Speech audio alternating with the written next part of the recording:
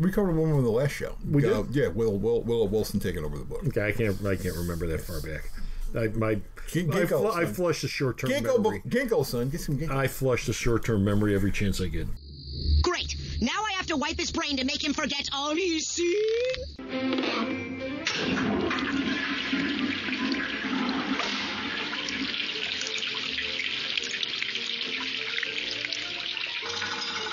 Oh, you should put that speech on tape. He pulls a knife, you pull a gun. He sends one of yours to the hospital, you send one of his to the morgue. That's the Chicago way. Hello, Chicago, hello. Hello. Hello. Got a drink to that? Welcome to alternate reality.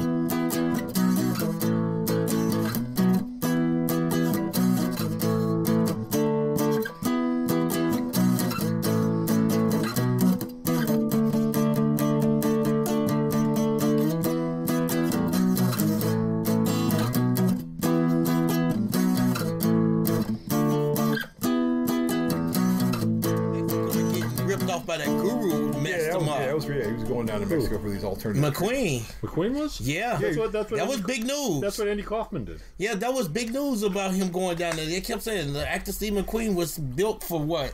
$300,000 by this guru that said he can permanently heal you. I can heal you. It's this later. I can heal you. Well, yeah, Andy Kaufman did the same thing. He when he was dying, he went to some charlatan like that. Except it wasn't in Mexico; it was in Southeast Asia, I think. It was someplace in Southeast Asia. Please fix me. I couldn't tell you where. Please fix him. Yeah, he thought that guy would be able to pull the cancer out of him. And no, you can't pull the cancer out of you. It doesn't work like that. You bought that crap. Exactly. So now when I watch The Hunter now and I see why him with the jacket all zipped, I was like, oh, that's why. He had lesions on his stomach then. McQueen. Did he?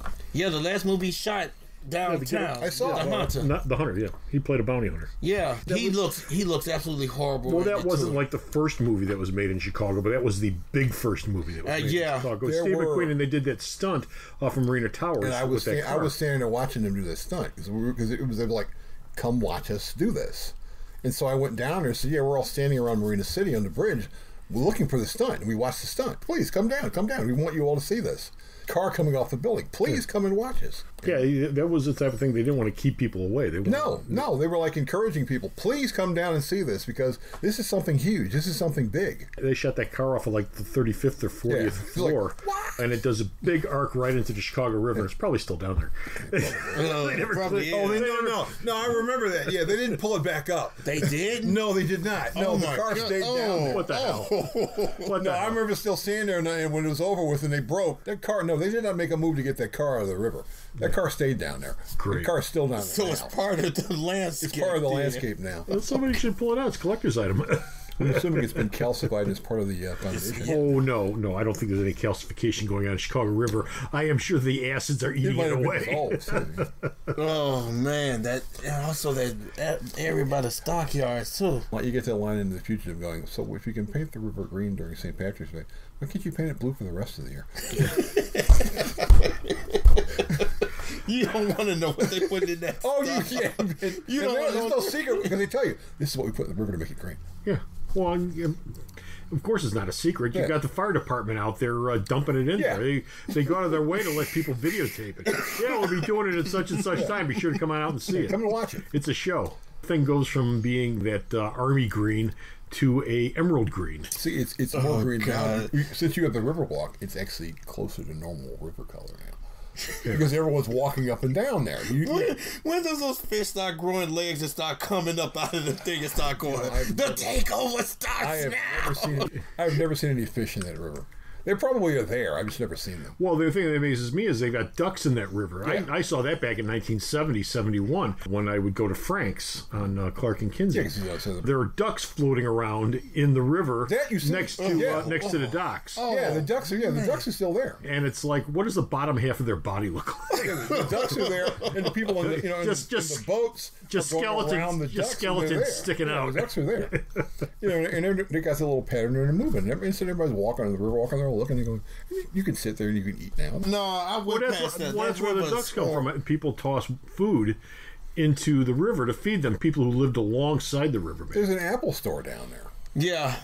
you can go buy a computer and just sit there and watch the Yeah, in a couple of restaurants. You heard about the trouble they had over there with the lights on all night and the birds flopping through the window. Well, it's an all-glass building. And go straight That's the Apple design. It's an all-glass building. Yeah, you also got the other brand new building down there, which is this entire basement, which has nothing in it.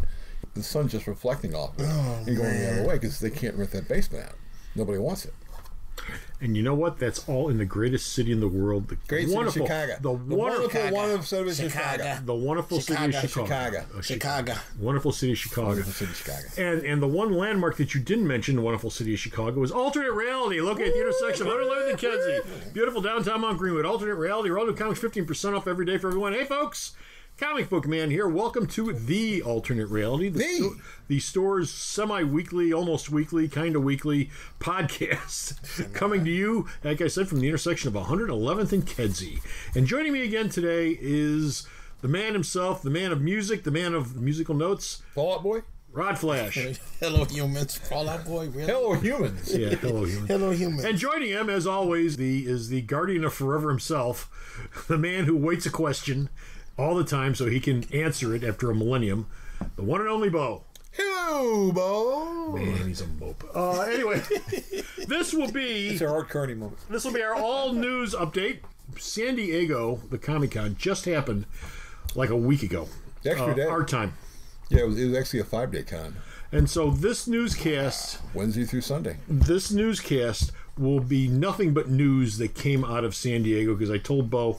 Let's just get it all out of the way. Oh, it's not, even at the show, it's not all out. In one newscast. Yeah, this is just a small inkling of it. This is a huge media comic convention. There's more stuff announced at this thing that I think have been in San Diego for years. So this whole episode will be nothing but comics and media news, which means no wrestling news. So if you're looking for wrestling news, not this episode. We're not going to be covering wrestling news this episode. But before we get to that, is there any wrestling news out there? Just any stories, anything that's going on right this minute? You've got Hulk Hogan who's been reinstated by the WWE. He's back on the Hall of Fame. Yeah. He popped up before the last pay-per-view and he apologized to all the wrestlers. Okay. There's no indication about when he's going to pop up on television, but it's going to happen soon. You also have the a couple of wrestlers I heard wouldn't shake his hand or wouldn't. Yeah, and a couple of people were sort of like, okay, we're gonna take this under advisement. Yeah. We're not welcoming you back with open arms. And you also get the all-female pay-per-view, which is coming up, which will have the finals of the Mae Young Classic on it. And it'll be tons of female wrestlers who've worked for the WWE and in the past will be coming back, except for Gail Kim. She said, "No, I'm retired and I only work for Impact." And they're like, "Yeah, we don't want you back anymore." And of course, All In is still coming. Yes, Lita. Yes, Lita will be there. Lita. All In is in September. It's coming pretty quick. We're a month and a half away from All In. Okay, and there you go. We just covered wrestling news. Now, quickly moving on to the meat of the show. Comic book news. There was a ton of news, of course, that came out of San Diego. There's always a ton of news that comes out of San Diego every single year. And this year, of course, is no exception. We're going to start off with DC. Yes. And first story up is creative changes on, among other things, Detective and Aquaman. Aquaman. But okay, Aquaman and Detective, they're both getting creative changes. Yes. Sex criminals Kelly Sue DeConnick, who happens to be married to Matt Fraction and Robson Rocha, are taking over Aquaman. Now, DC made this announcement in San Diego. Dan Abnett's not leaving Aquaman until like the middle of 2019. So you're announcing what? They made this announcement in San Diego? Yeah, they made the announcement. Didn't I just say that this whole episode is about San Diego? Yes, it's about San Diego. Thank you, Captain Redundant.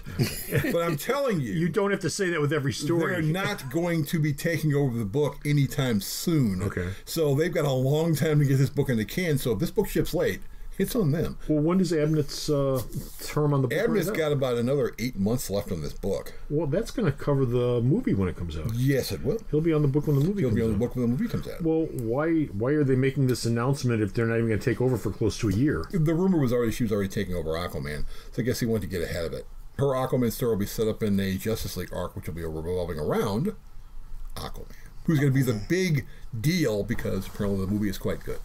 Good. The trailer had great reactions. Now, Peter Tomasi and Doug Mackey are taking over Detective Comics, which means Brian Hill, who just took over the book, he's only there for 6 months. So it's another one of these, we made this big announcement. Oh, by the way, he's only here for a while. And Tomasi and Mackey are taking over with like 944. They're already saying they're going to be with the book until at least 1000. So apparently we finally, after all this time, get a permanent Detective Comics team. Well, good. It's about damn time. Well, the thing you have to remember is Detective is still being published twice a month. Yes. I mean, if you're only on it for, say, a couple more months, that's a lot of issues. I mean, it's not like it's a short-term thing. Yeah, but they make a big deal about this new team, and the new team usually only lasts like 3 months. Yeah, but Detective and Batman and Action. I'm not sure about Action and Superman. I assume they're still publishing twice a month with Bendis. No, I'm not sure. I haven't looked that close at the shipping schedule. Yeah, he probably could because he's able to do 2 books a month without even breaking a sweat. So. But that's a lot of material that's churning and burning out the door for the character. Yeah, well, he's also working on that Batman thing too for the Walmart comics. Yes. Whichever one's going on eBay to get, because you can't get them in Walmart. So smart move, DC. Well, I keep seeing everybody going online asking, I heard Walmart's got comics. Where are they? Yeah. The other problem is, unless you actually know where they are, you don't find them because they're not going, hey, look at where the comics are. It's like, oh, they're buried with the toys and crap. Oh, okay. And they're all beat to crap, too. So. Well, of course they're beat to crap. I mean, it's, They take them and just shove them in this small box and... Okay, there. So they're not. So they weren't putting them by the magazine. They stuck them over the toys. Or put them by the registers, which would make perfect sense. There you go. I would bet that most Walmarts have gotten like no direction as to where to put these things. Oh no! They just show up out of the truck, and at some point the store manager says, "Where are these things supposed to go?" and their discretion. They're with the other action figures and toys that come with the DC universe. So they throw them in the toy aisle. They're in the toy aisle. Actually, yeah, checkout makes most sense, but then that doesn't make any sense at all. Well, because signs in Walmart suck. The action figures in the toy aisle. The toy aisle is always easy to find. Yeah, and supposedly the comics are like on the bottom of the aisle, on the ground, where you go, oh, here they are. Oh, this one looks like someone's been jumping and stomping. I'm not buying this. Yeah, Fling! That's a smart move from Walmart doing that. Said there was no direction of exactly how we're supposed to put these things. I haven't actually seen these things at a Walmart, but I've seen pictures that other people have taken. Yeah. And apparently it's a dump box, which has got printed on the outside DC and comics. And the books are shoved in there. And it's an open top square thing. And it looks, I could be wrong about this, but it looks like it's about 2 comics wide. And about half a short box deep. Yeah. With no top and an open front, and it says DC on the side and comics and all this crap. So I mean, I guess you're supposed to pull them out of the top or pull them out of the front, and then if you're like most Walmart customers, you're going to pull them out of the front and pull them out of the top, flip them down the aisle, pull another one out, flip them down the aisle, and then let's move on to the DVD aisle. And then when the next book ship, they go in the same box. It's already had the crap. It's already had the crap. I don't think somebody really thought this out. No, I don't think he thought it out well at all. Okay, moving on. Brian Michael Bendis. Not only is he working on Action, not only is he working on Superman. And Jinx World. Jinx World books coming in October. Well, yeah, he's got the Jinx World books coming out. Powers is actually going to ship his graphic novels. About time they figure that one out. Well, what he's doing apparently is all the Icon stuff that he did over at Marvel is now Vertigo. It's Jinx World. It's Jinx World. It's all Jinx World. Isn't some of this stuff going to Vertigo too? It's all Jinx World. What about Pearl? Jinx World. I thought Pearl was Vertigo. Nope, it's all Jinx World. It's all in the Bendis Jinx World arc with the Jinx World logo, which I forget what the logo looks like. What else is the Dear Boy up to? He and his wife Alicia are putting together another line for DC. For DC. Okay. Where he's going to be writing some of the books and picking all the talent being used. Apparently, he's picking people that Matt Fraction went, how'd you get this person to draw a book? Now, these books will use existing DC characters who basically have more or less been forgotten. So he's going to find a whole bunch of characters, and he's going to Luke Cage the hell out of them. So he's basically going through the B and C level characters. Yeah. And Jeff Johns is doing the same thing. Jeff Johns' line is going to do the same thing. They go all these characters that are not really a big deal. They go, okay, we're going to work on these characters and try to make them into a big deal. Well, there's tons of characters in the DC tons universe of characters they can out do there. that with. Hell, you could bring back Richard Draken if you want to. I'm surprised they have, not to get into media news, but I'm really surprised they haven't done that on Arrow yet. That character's made for Arrow. Yeah. I'm surprised they haven't brought him back yet. Bronze Tiger, too. Bronze Tiger. There you go. Actually, Bronze Tiger will be in the upcoming season of Arrow. Okay, well, let's not get into media news. That is something that will be coming up in a little bit.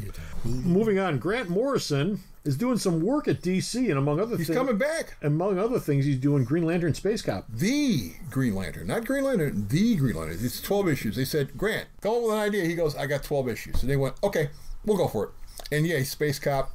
Basically, Hal Jordan is going to be a series of solo adventures. So if you're expecting people that you usually see in a Green Lantern book, they will not be popping up in this. And his idea is that Hal Jordan His life really only exists when he's out in space being a space cop. So when he's on Earth, he's a guy drifting from job to job. I can get behind that. Well, that's basically what he turned into in the comics. He went from being a test pilot to a toy salesman to an insurance salesman to being a bum in a pickup truck with an ex-billionaire.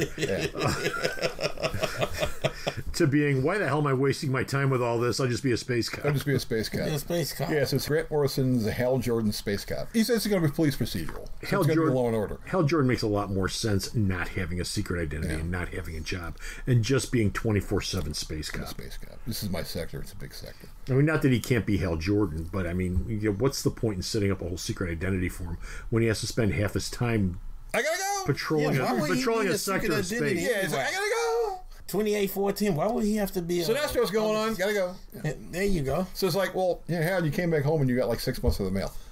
I was in space. I have work to do. I'm a cop. Your bills are all been paid. I was in space. Pretty much. And Liam Sharp's drawing it. And he's only on it for 12 issues? 12 issues. Okay. Unless he comes up, well, during a year, he may come up with like extra stories here. How'd they get Morrison back? Morrison was coming back anyway. He's going to be co-writing Sideways with Dan DiDio, which will make the book worth reading. I don't know why the hell Dan DiDio writes books. Because he's a VP. Outside of his ego. Yeah, because he's vice president. You'll see Joe Quesada working on it. Joe goes, I don't have time for this. I'm a vice president. Well, Joe Quesada, I mean... I'll do covers. Well, yeah, good. I'll do covers, but I can't... Yeah. He did Iron Man art that was good. Well, no, that was before he became, what is it, editor-in-chief? Yes, Chief Creative Officer. Chief Creative Officer. CCO. I mean, once he became that, he would do the occasional 1-in-100 variant cover. Yeah, that. he did the Captain Marvel cover. He goes, I don't have time. I've got all this other business stuff to deal with. I draw when I have time. Or I'll draw something, but it'll take you like a couple of years for you to get it. And then you go, hey, look! He's got a new project. Wow. The end of that, ego. It's all ego. Anyway, moving on to Marvel news. The first family of the Marvel Universe is finally coming back. I think August 8th is the drop date for it. So all of you have been wondering when are Fantastic Four coming back? August 8th. Read with the beard. I would bet, although I never decide this until I actually sit down with the invoice and see what's shipping that week. Book of the month? No, Fantastic Four are the hero of the month for August, but for that week, I would assume I will probably make it the book of the week. Yeah. I am not saying for sure because I need to see everything else that's shipping that week. I've got to look at the whole landscape of everything. But he's got to have the worldview. But it will probably be 25% off all week long. If nothing else, its first issue will be 25% off the first day. But anyway, Fantastic Four's coming back. What about it? Well, they're going to have a new home since Dan Slott and Amazing Spider-Man sold off the Baxter building. He says, man, the person who did that, I ought to slap him. Oh, that was me. Okay. Doctor Doom's connection with the team will be set up in Fantastic Four #1 with a Simone Bianchi backup story. Scotty Young's going to have stuff there. The supporting cast will have Alicia Masters, Willie Lumpkin, the mailman's back, and Wyatt freaking Wingfoot. The big Indian's back. Wyatt Wingfoot. He's back. And the book will get an oversized issue in December, which is apparently going to have this big deal story. So you're going to get Valeria turns evil. No. Although Valeria and Franklin are going to get code names, and Reed has a beard. Well, yeah, you can tell that just by looking at it. But you also know that from previous stories, Dr. Doom delivered Valeria. And Dr. Doom's position with the team will be set up right away with that thing. He's introducing a new villain, and also apparently Latveria is going to have their own version of Captain America. Great. Captain Latveria? No, I think Victorious is his name. Victorious. No, it's a female, Victoria. She's the female Captain America of Latveria. Is it a Doombot? It's not. No, it's a person. It's an actual person. Oh, it's not a Doombot. It's a person. Huh? Any word on what the code names are going to be on the two kids? No, they're keeping that a secret. Okay. Marvel's come up with this policy of, look, we're going to try not to spoil stuff, so we're going to keep stuff close to the vest. Good for them. Well, they managed to do a good job of that with the two weddings, one of which didn't happen. Yeah, and they're like, "Oh, you didn't know it was going to happen?" Well, we did, but we didn't want to tell you. Well, no, actually, I like that. There I was telling people there's 3 people that went to the altar in July, and only one of them got married. Yeah, 3 sets went to the altar, only 1 set got married. I still don't understand why Kitty and Colossus didn't get married. Why they decided not to after they're standing there, and he can't put the ring on her finger because she's intangible.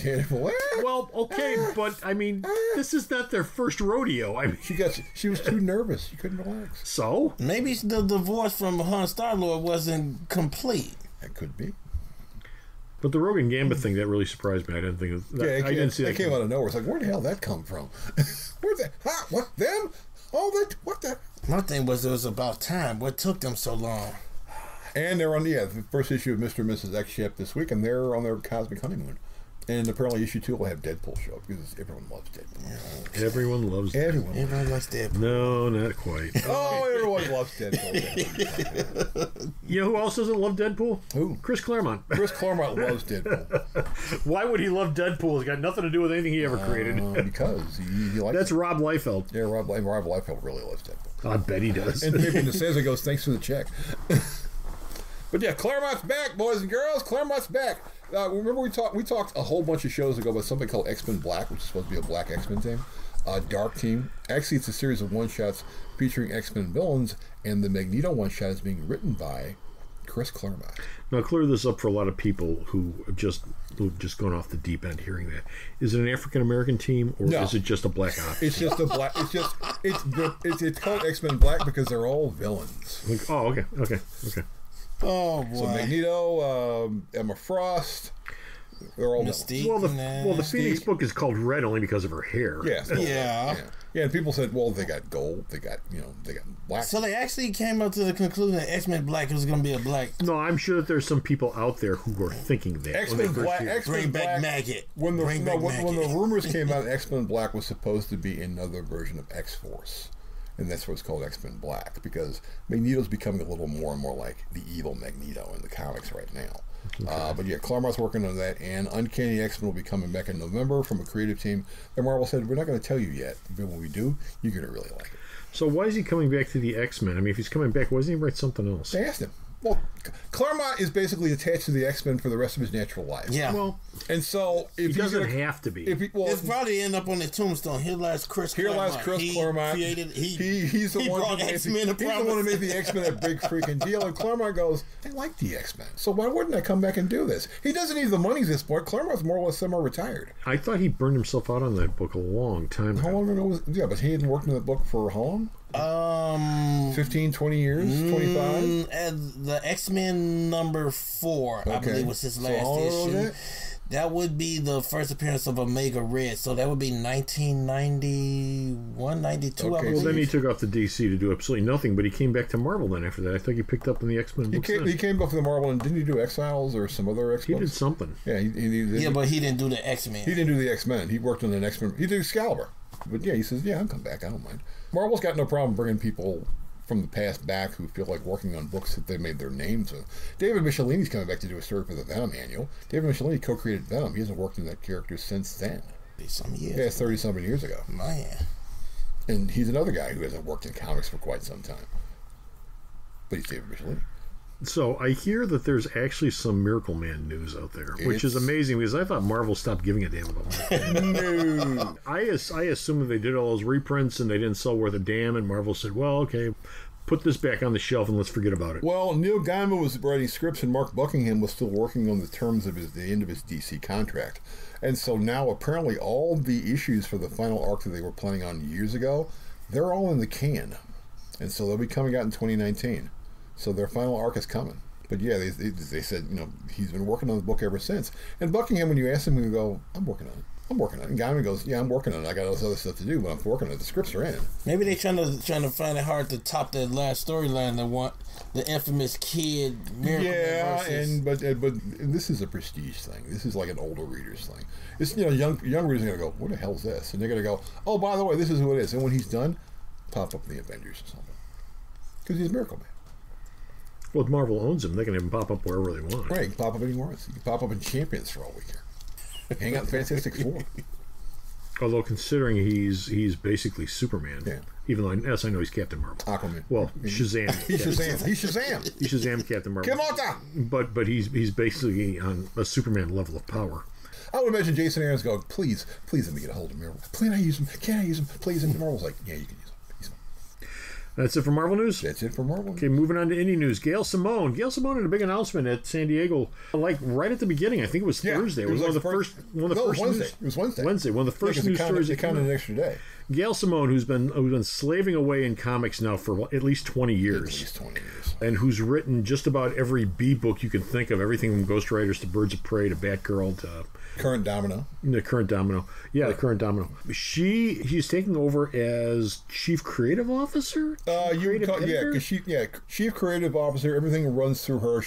They're calling her the Prime Architect. Okay, the Prime Architect of the Catalyst Prime superhero books, the superhero line over at Lion Forge. Yeah. Now, Lion Forge has been doing this Catalyst line for about a year and a half now. And it hasn't caught fire at all. Well, yes. Well, no. Listen. Some of them sold, but then a couple of books really fell off the rail schedule-wise. Okay, as the guy that sells this stuff, no, it doesn't set the world on fire. But you know what? It sells better better than some of the other indie books out there. Like, it sells better. Just that line sells better than Xenoscope. Yeah. Just that line sells better than at least half of the Valiant books that are out there.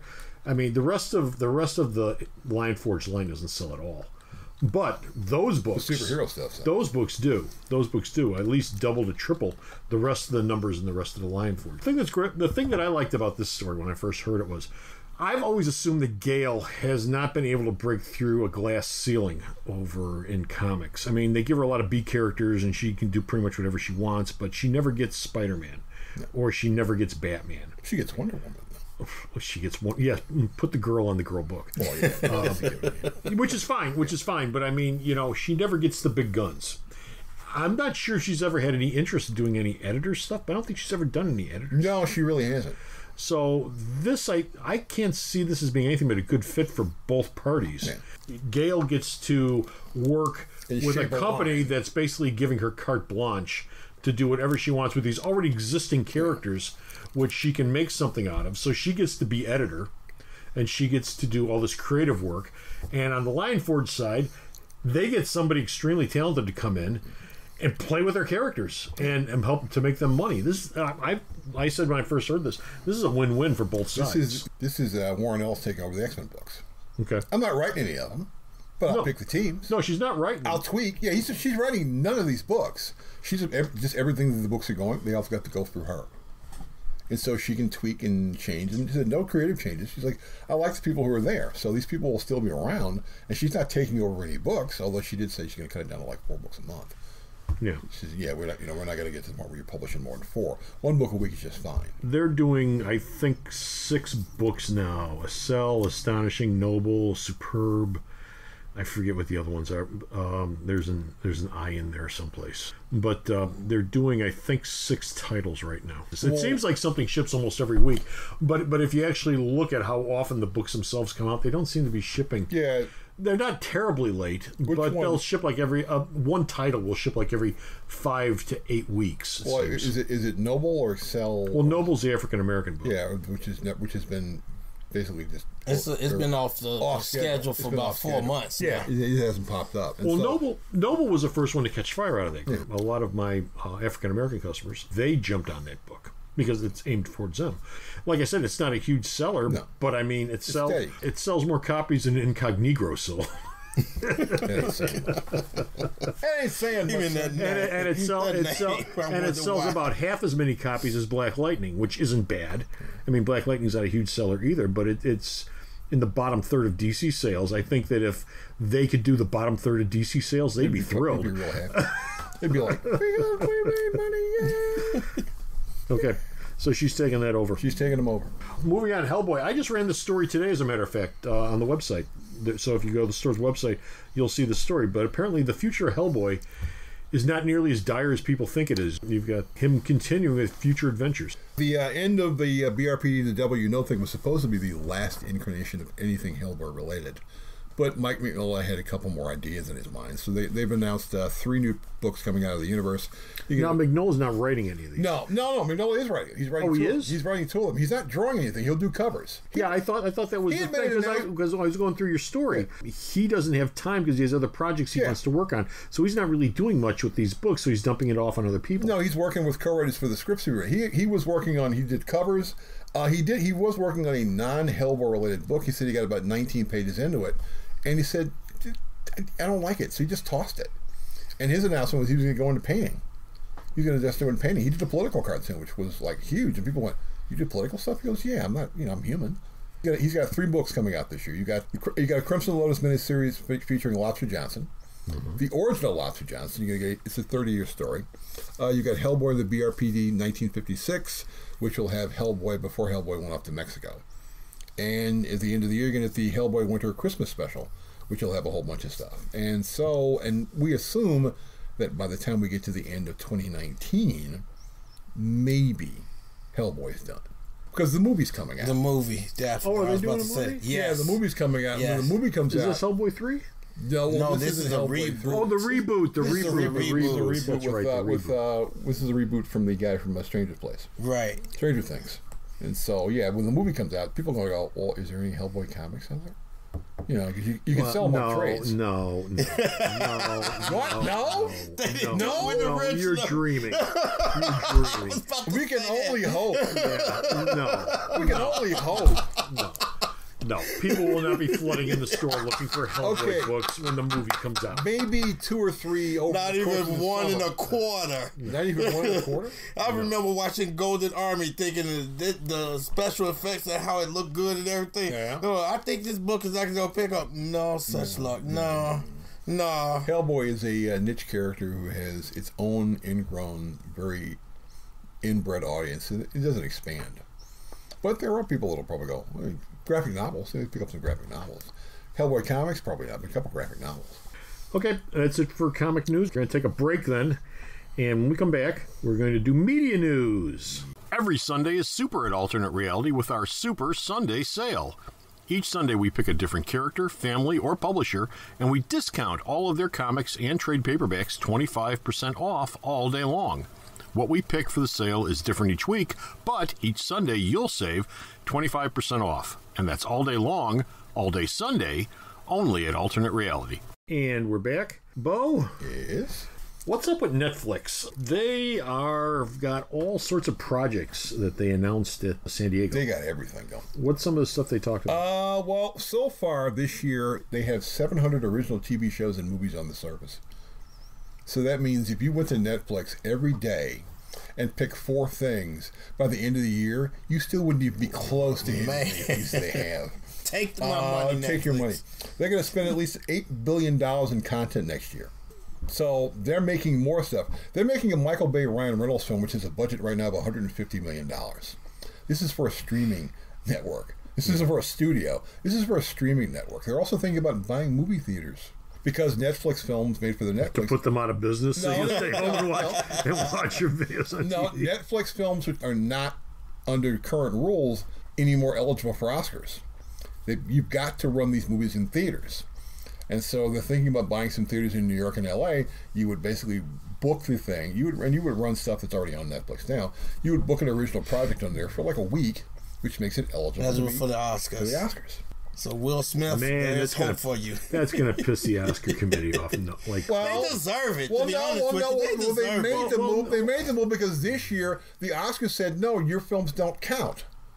Even though you made movies because they didn't play in theaters, they were on Netflix. They were they're still movies. We still have a budget. Yeah, but who was the famous loudmouth person that was saying that about Netflix? Well, Steven Spielberg. Bingo.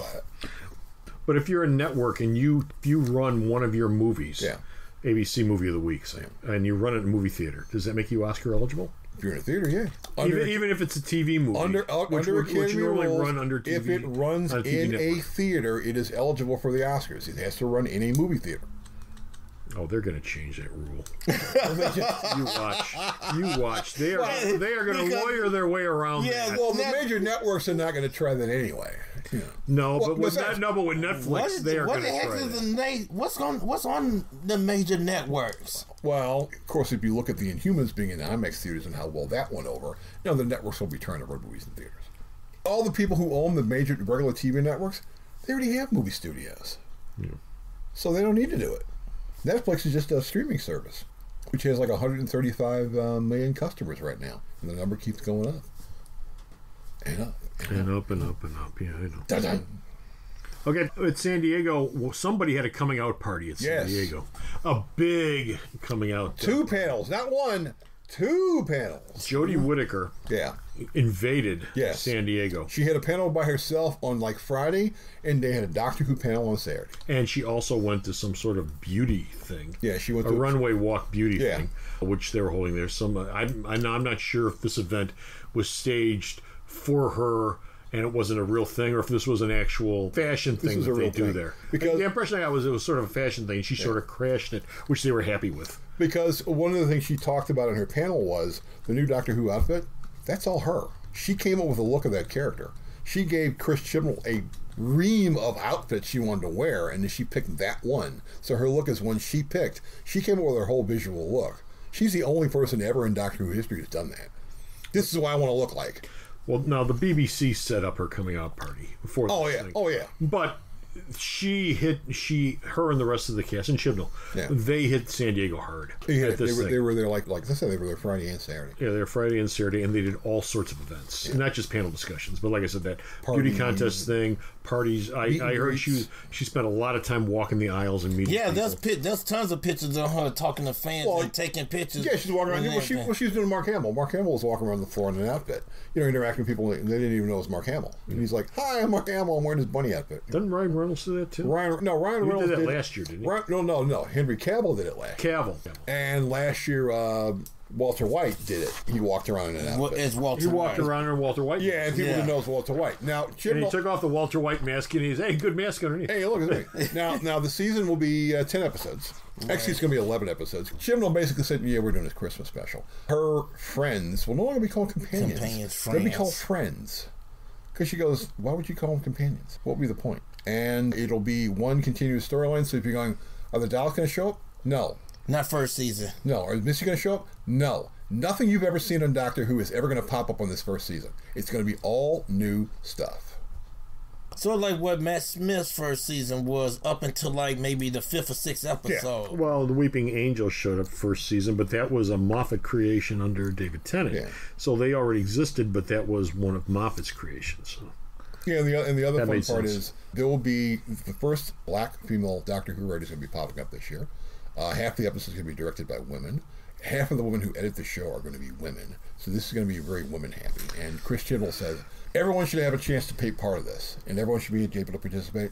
And anyone who wants to work in the Doctor Who universe, come talk to me, and we're cool. I have no problem with that as long as it's good. Well, if they're only doing 10 episodes, all the slots have been filled by this point. As long as it's good. That's my only thing about it is that as long as it's good. And that first episode, you got to sit there and watch and go, man, this is a Doctor Who. Her first episode needs to be Matt Smith's first episode. Matt Smith came out and grabbed everybody by the throat and said, I'm the Doctor and follow me. And by the time you got to the end of that episode, yeah, he's a doctor, and yeah, we're going to follow him. She needs to have exactly the same type of coming out episode. David Tennant's first episode was a Christmas show, and he slept through most of it. Yeah. Now, he had a great half an hour. Knocked out. Yeah. He had a great last half an hour where he established himself, but he's not in most of that first episode. Right. Except as the guy is asleep in the bed. Yeah, I think it's the 4th episode was when David Tennant started resonating with fans then. Yeah. Matt Smith comes into that first episode. By the time Matt Smith exploded out of the box. She needs to explode out of the box. By the time you get to the end of that Matt Smith episode, he's putting on the outfit and go, I'm the Doctor, and you really need to be scared.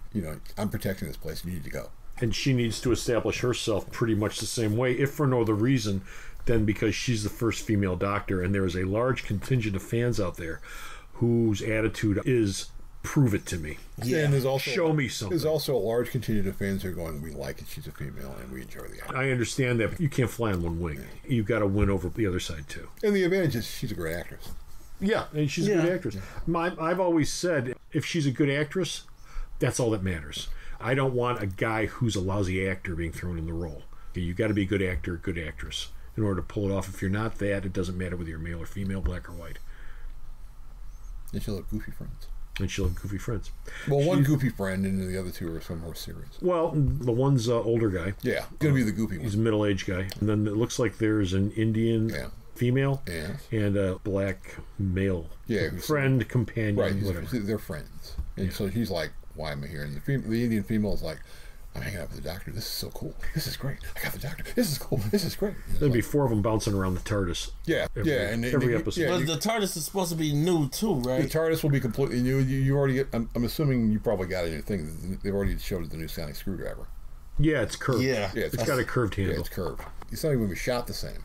The entire visual style of the show is going to be completely different. Well, the logo for the show is more, I hate to say feminine, but you know what it reminded me of? Yeah. Remember the old Sonny and Cher show? Mm-hmm. Remember when Cher broke out and got her own show? Yeah. And her logo was this big circle, big giant circle, and inside of it was written CHER. Her logo looks a lot like that. It's a very feminine looking logo, and I have heard more than one person complain about that. Well, which it doesn't bother me, but I've heard more than one person complain about that. It's the logo. You're only going to see it at the beginning of the show. Well, it's only the logo, but I mean, lots of things like that. That's where you put your stamp on what your character will be. And the same thing with Sonic Screwdriver. It's got a curved handle. I've seen it. The top half of it looks pretty much like the Sonic Screwdriver, except it's silver, I think. And then the bottom half has like a curved and a handle, so it's easier to hold. Kind of looks like a snake. The question will be, what will be her catchphrase? Well, you'll find that out by the end of the first episode. She won't be carrying a guitar. Maybe brilliant. That's the only thing she says in the sunglasses. Okay, moving on. Riverdale season 3. Oh, the craziest show on TV is coming up with season 3. When we left season 2, Archie for murder. Archie was singing "God Bless America" doing the Pledge of Allegiance as the police were walking into the gym and hauling his ass out. So lock him up. Season 3 will be in with Archie in jail on trial for murder. Yeah. This year you're actually going to see Jughead's mom and sister. Oh, good for them. So you're going to see Jelly Bean and the mom. They're going to do a flashback episode where the kids are going to be playing their parents. Okay. And of course, you're going to get another musical episode because last year's went so well. And the girl who plays the archer chick, she goes, "No, that's actually me shooting that stuff. I'm actually turning myself into an archer." And you're gonna meet the head of the Cherry Blossom. Yeah, you're gonna meet the head of the cult leader this year. Cult leader? Yeah, when Black Hood's apparently part of a cult. Betty's sister, the place where Betty's sister went off. Oh, the crazy pregnant one. Yeah, the crazy nuns. You're gonna meet the head of the school. The head of the cult is gonna be showing up. Riverdale reminds me so much of a strange episode of Twin Peaks for some reason. And that's the plan. He said it's Twin Peaks. That was the plan. That was Sakaska's plan. He said, no, this is going to be Archie by way of Twin Peaks. Now, have they said anything about Sabrina? I know she's going to be on Netflix. Sabrina's on Netflix. I don't think you're going to cross her. But it's still the same universe. It's still the same universe. They will mention her. I don't think Bronson Pinchot is going to be popping up in the show. I would think that they have to have some sort of tenuous crossover between the two just to link them together. It could be this wink and a nudge thing. Yeah, I was talking to Sabrina. Oh, okay. Isn't the Sabrina one on Netflix supposed to be like the books? Will be a little bit. The Sabrina thing on Netflix will be more horror oriented. Yeah, just like Archie's all screwed up in Riverdale, and this will be. Well, you saw what happened to Grundy in that. So this will be another weird part where Sabrina's off doing her witchy things. I would assume the Groovy Ghoulies will show up. No, the Ghoulies will show up. Oh, the Groovy Ghoulies. The Ghoulies will be hanging around. Well, if you have a chance to do Frankenstein, Dracula, the Wolfman, the Mummy, you gotta do it. You gotta do it. I am sure that they will be there. Like I said, any show that gets Bronson Pinchot regular work, it's okay with me. What's he doing on it? He's on. I think he's playing like her mentor or something. Salem? Mentor? Yeah. What? Yeah, maybe he's doing the voice of the cat. I think he is doing the voice of Salem. I think he's doing the voice of the cat. Moving on, Flash season 5 coming back with Nora Allen. XS. And the Flash ring. Yes, the costume will be coming out of the ring now. About time. Fling! Well, again, screwing up with time, she brings the ring from the future to the past to him. Yeah. So how does it get invented in the first place? Well, that's another time paradox. There's a time paradox. The villain of the show will be played by American Pie's Chris Klein, and he is playing Cicada, and he doesn't have any super speed powers. No, Cicada is a worshiper of the Flash. He's a cult leader. He's a cult leader of the Flash, and he basically kills everybody who the Flash saves. And the new version of Harrison Wells will be called Sherlock Wells, and you don't know if you can trust him or not. Sherlock Wells. Yeah, so Kavanaugh will be playing a guy, kind of like in Season 1 when you're going, should we trust him? He's also directing the 100th episode, which will be the mid-season finale, which is when usually they wait till like the crossover. They're not doing that this year. The Death of Iris. It's coming. It's coming. Well, Iris is going to be going back to the newspaper. This is not a spoilers, folks. It's coming. Iris okay. She's never She's dying in the book. If she dies, she will die and then be back into it. Well, yeah, but she still has to. Well, you but know, you already teased that's that. a comic book death. You already teased that. Iris dying. So you're not going to do that again. You did a whole season. You did a whole season. You're not going to do it again. My only big hang up about that season right there was making Barry Savitar. They could have came up with That actually made perfect sense. Nah. Speed Force makes you crazy. Yeah, but did he need the armor suit? Even though I like the armor suit and everything. Because he has the armor suit, because you won't know it's him. Then he takes the suit and you go, oh! Okay, wrapped up. Question. You watched last season, right, with the Thinker? Yes. You watched last season with the Thinker? Okay, last season, pass or fail? Middle. Pass or fail? I think it passed. Middle. Too much thinking. Too long. I think it failed. It's too long. It was way too long. It went longer, but you tried to do a season. Every week it was like the Thinker showed up in the last few seconds and said, "Oh, guess what? I'm smarter than you." And for Flash's Rose Gallery to be that big. Well, actually, this year, season 5, you're gonna get a younger version of the Rogues. That's going to happen. And elongated man Ralph Dibny is promoted up to being a regular. So it'll be in every single episode. Good. To be honest, I'm amazed they have the money and the budget to do the stretching effects. Now, I know that they're limiting them as much as they can, but what they do looks good. And yeah, he does and look it's good. amazing that they can do that. I mean, especially considering all the trouble that movies have had with Reed Richards over the years. Oh, man. I'm amazed that they're able to do that level of stretching work with elongated man. Modern effects, cheaper. Legends Season 4. We got our John Constantine season coming. Yes, John Constantine. He's going to be the whole season? Yeah, the whole season. The whole season. So he's going to be running the ship, or is he going to be fighting with Black Canary? He's going to be with the ship, because he goes, what you guys didn't do good things. You released all these evil demons from wherever when you killed Malice, and we need to get them all back because you didn't screw up time.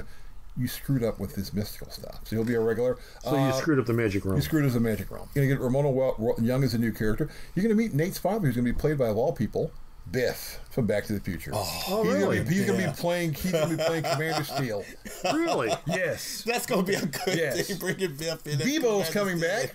Oh, the little magical thing that came over the end. Everybody's crazy. Everybody loves Bebo. Maisie Richardson Sellers will be a regular, but she won't be playing who she played in season 3 and 2. She's playing a new British character named Charlie. If you're all you fans who love these annual crossovers, Legends, because of the tone of the show, is not going to be part of the crossover. No? Not, because he said... None of those characters? Nope. He said, our show is lighter, the other shows are darker, they don't mix. The new executive producer went, they don't mix, and so we're not going to try to force them into this. So who's going to be doing the crossover this year? Obviously Arrow. Well, Arrow. Flash. Supergirl. I'm assuming Black Lightning would join the group. I heard Black Lightning. Yeah, Black Lightning would join the group. So. Speaking of Arrow, season 7. God, season 7. He can't get out. Season 7 is going to be coming, and Oliver is in jail. He's in prison, but someone's running around Star City wearing a Green Arrow outfit. So who could that possibly be? It's not Diggle. Bruce Wayne. Yeah, no, it's not Bruce Wayne. Colton Hayes is coming back as a regular this season, and this season will adapt the Mike Grell Longbow Hunters comic. And the Longbow Hunters will be Red Dart and Kodiak, and the brand new character, the Silencer. I thought that Longbow, that was where Shadow came from. And she got killed the first season. Yeah, she got killed the first season, so this is a new version of him. They'll be working for Diaz, who's the villain. The crossover episode for this year will introduce Batwoman into the series, and it's probably going to lead into a Batwoman series because the CW said we can do this. Yeah, because you got an extra night, and you can't do Batman, but you can do Gotham City and Batwoman. Now here's the thing: the Fox still has. Well, no, yeah, Marvel still has at this point. Fox still has however many episodes of Gotham left. 13 to wrap up their storyline. Right. So, do they have to wait till Gotham goes off of the air before they can do Batwoman? Because they're talking about Gotham. No, because Batwoman takes place now. And Gotham takes place before there was a Batman. But it's still Gotham City. It's still Gotham City, so I'm assuming you will have references. Where's Batman? But Katie King, that character's name was mentioned in Gotham. Yeah, it'll be this wink, wink, nudge, nudge. We're part of the same team, but it's okay. Yeah, Bruce Wayne's not popping up. Okay. Before we get to Black Lightning, any other Green Arrow news? The trailer looked really good. Yeah. Brick, Bronze Tiger, You get Dustin Rhodes. Yeah, he's going to be back. I didn't see the broadside. Does he wear the? Well, no. They're all in jail. They're all in prison, and Oliver's in jail, and so they're all in prison, beating the living crap out of him. And he's, of course, returning and beating the living crap out of them this season. Well, if this is Supermax, they're drafting Supermax. If they're smart, they'll do the whole Rorschach. You're in prison with me, not I'm in prison with you. Yeah. And every time you see him in the trailer, Oliver's a little beat up, but he's still there. And of course, the team is out there doing whatever the team is doing, and vigilantes are not legal in Star City, but these vigilantes keep popping up, including this person wearing a Green Arrow outfit. It's like, well, who is this guy? Oliver's in jail, and that'll be his out. He can't possibly be Green Arrow. He's out. This Green Arrow fighting on there, so he couldn't possibly be Green Arrow. Roy Harper? Could be Roy Harper. Is he actually coming back to the series? He's irregular. He'll be irregular. So they will explain Could be him. what happened after he left with Thea. And he said she's not coming back as far as they want to admit she's not coming. Okay, finally, the big breakout hit for CW last year was Black Lightning. And it's coming back as a regular series this season?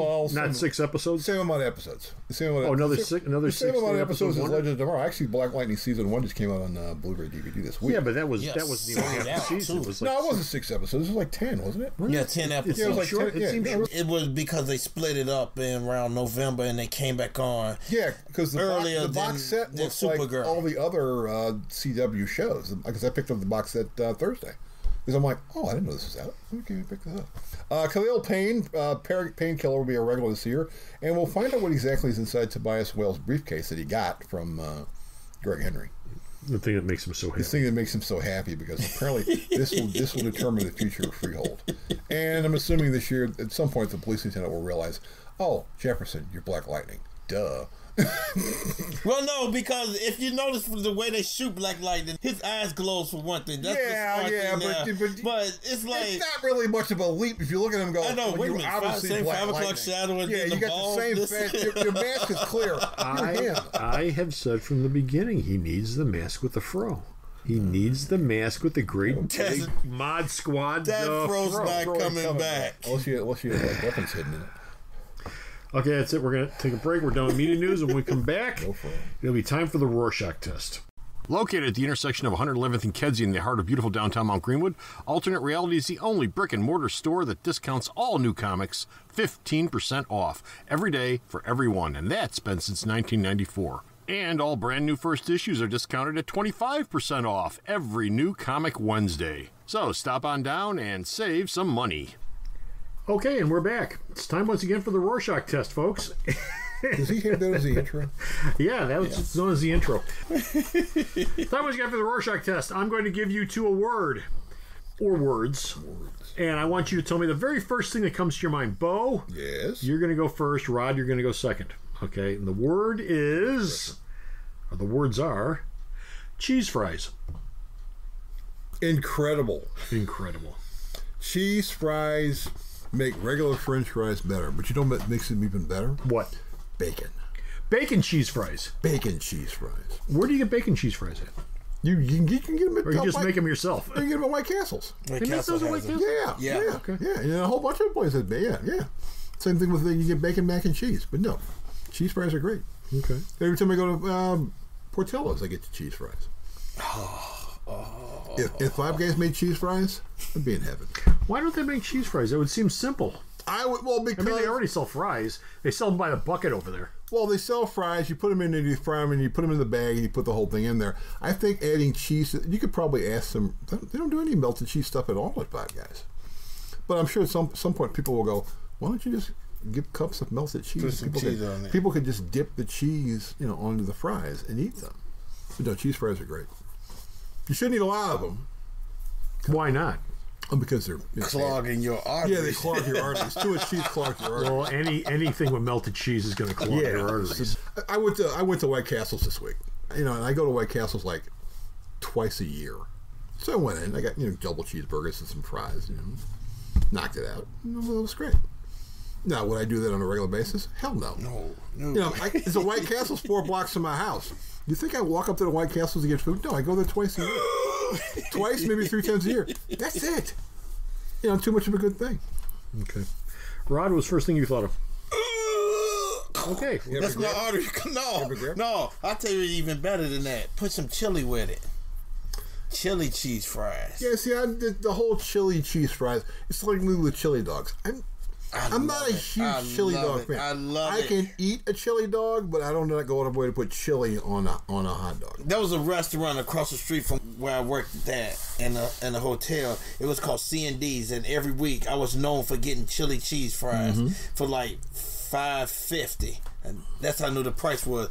It was a big giant platter. Open the thing up. That was my dinner right there. Especially if I worked the second shift from 3 to 11:30. Chili cheese fries. Eat that up. That's it. I'm done for the day. Well, yeah, because once you get those potatoes in your system, they're gonna expand in your system and keep your stomach full. Well, that's the reason why people eat potatoes in the first place. Yeah. Easy to grow, incredibly cheap, and they're filler. They're starch. And easy to cook. And everybody secretly want to be Irish, too. Well, that's why the Irish came over, the Irish potato famine. You couldn't grow them anymore because of the famine. That was their diet. They were starving to death, and so they came over here. But yeah, the Irish lived for decades and decades off of a diet of potatoes, which came from the New World and was transported back over to Europe. That's the potato is from the New World. It's from South America and Central America, and it's one of the exports that went the opposite direction. And that and the gold. You know what would make it even better though? Cheese fries with brisket. Why brisket? Brisket goes with everything. 14-hour piece of meat that you have to slice it on top of the cheese fries. But you basically you cut it up, you drop it on top. Brisket's soft. It's never tough. It mixes with the fries. It mixes with the cheese. This sounds like something you had in Vegas. No, I've never had brisket fries. I've heard of brisket nachos. I looked at that when I was in the movie theater yesterday and go, I need to try this. Because I'd already gotten like a pound of brisket from Mariano's, and I knocked that out for dinner like last night. Man, I love brisket. That's my thing on cheese fries. Oh. So artery clogging. Yes, artery clogging, but love it. That's it for the Rorschach test. You got any final thoughts about San Diego? Biggest San Diego news show ever. Ever. I mean, it was when I got done pulling everything, it was 1,900 pages. 1,900? Which I had to cut down to like 135. Man. That was a lot of, it was like hours and hours sitting there going, geez, how much is in there? Oh my God, what else are they going to say? What the hell's wrong? Why do you keep telling all this stuff? Save some stuff for October. You are the king of cutting crap, you know that? Rod, what about you? Any final thoughts? From what I heard from the San Diego ComicCon, the horror renaissance is in full swing. Oh, thank God for that, because we know how important the horror renaissance is to you. You're very funny. Why is that? It is. Where'd you get that from? From what I read. There wasn't. Well, the biggest horror news is all Walking Dead stuff. No. And the Predator panel. That's horror? Yes. Predator is supposed to be horror. Well, it's a thing from outer space that comes out. Yeah, science fiction horror. Just like Aliens, science fiction horror. No, Alien is actually horror. Science fiction. That was written as horror from what Ridley Scott said. Well, Haunted House in Space. Bingo. It's Alien. Okay, what's Alien 2 then? It's G.I. Joe versus... It's more money. That's what it is. It's aliens placed in different genres. That was the plan all along. We'll do a haunted house. We'll do a military film. We'll do this. We'll do this. So the xenomorph pops up into different genres because it fits any genre. Yeah, well, they really fell off of that bike with 3. They never got back on it again. That would have been a great idea, but they didn't get back on it. Yeah, well, if we could throw an extra comic story. William Gibson's original Aliens 3 script, which actually was the best of the Alien 3 possibilities, that's going to be adapted into a Dark Horse comic. And Gibson's going to basically adapt it into a comic for them. Oh, and great. that was the one where the only thing that's left out of his script is that barcode thing at the back of the head. That is the only thing left out of a 120-page script that Gibson turned in. Yeah. And that was for what it was. I mean, it's just a little throwaway bit. It was just a little throwaway bit. But it was good. Yeah. It was a good idea. Barcodes at the back of the head. How do you keep track of the prisoners? You barcode them. Okay, that's it. We're done for the show out here. We got no more news. Be sure to go to Sir's website, though, myalternatereality.com, where you will find all of Bo's news, which is posted up almost every day. You'll find all of JR's reviews. You will find all of Vito Carli's reviews. He's got his 10 best films at the midterm review up right now. He's got a blind spotting review coming up, as well as a Sorry to Bother You. Is that the name of it? Yeah, Sorry to Bother You. Sorry to Bother You review. Those are both coming. One of which will probably be up by the time you hear this. So be sure to check those out. Also, of course, all the store sales, all the events that are going on at Alternate Reality, Rafflemania. That's all on the store's website, myalternatereality.com.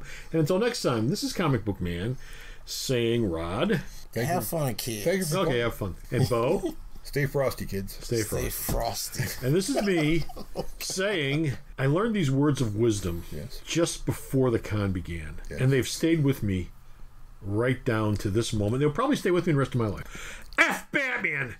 Bye!